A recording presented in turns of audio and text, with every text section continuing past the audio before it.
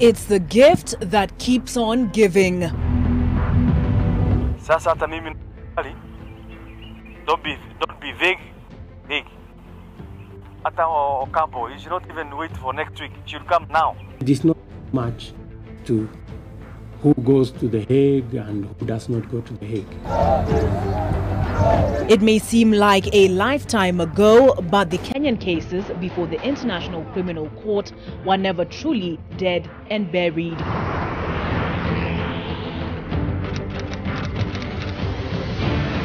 Our court is now in session. When the 5 crimes against humanity charges against President Uhuru Kenyatta were withdrawn in December of 2014, the case was closed with the proviso unless and until the prosecutor submits new evidence. When the 6 crimes against humanity charges against Deputy President William Ruto and those against Joshua Sang were vacated in April of 2016, it was without prejudice to their prosecution afresh in the future.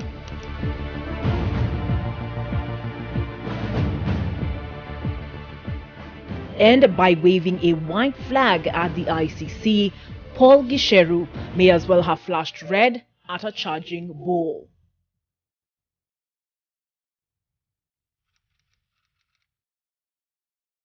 On November the 2nd, 2020, after evading capture for 6 years, Gicheru turned himself in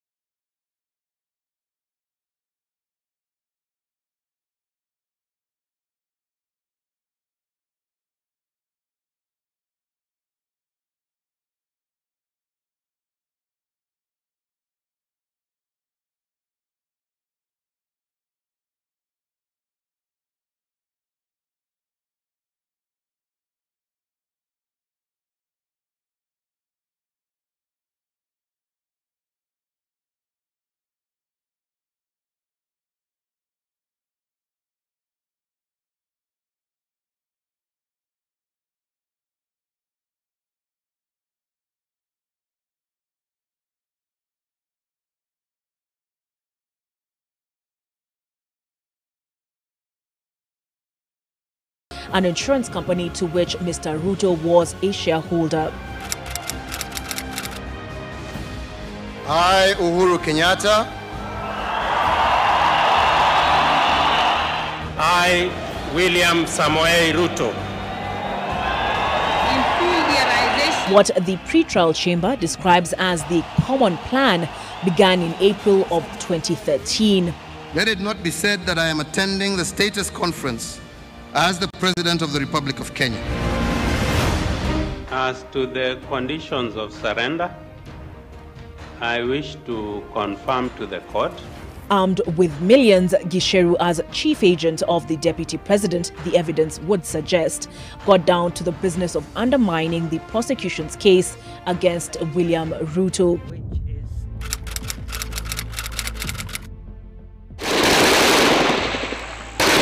In pursuit of this enterprise, Gicheru deployed footmen to find and steer these witnesses in his direction.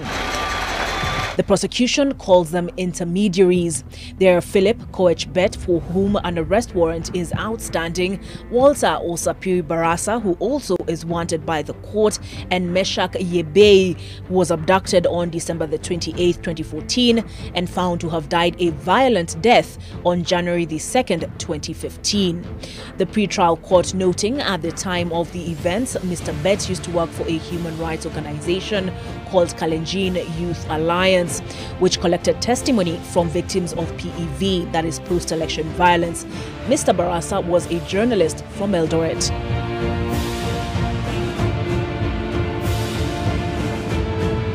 Having the inside track by virtue of their occupations, the evidence points to Bet and Barasa possessing a financial incentive to aid in the turning of witnesses. These witnesses were in turn used to turn other witnesses. This surrender was without coercion from anybody. It was voluntary. At the time an arrest warrant was issued for Gicheru back in 2015, it was on the basis of evidence presented with respect to 6 witnesses. 2 names have since been added to the list, making it 8 witnesses that he's suspected of compromising. Witness P397 was to provide evidence on meetings at which Ruto and other ODM members allegedly incited violence against the Kikuyu and non-ODM members.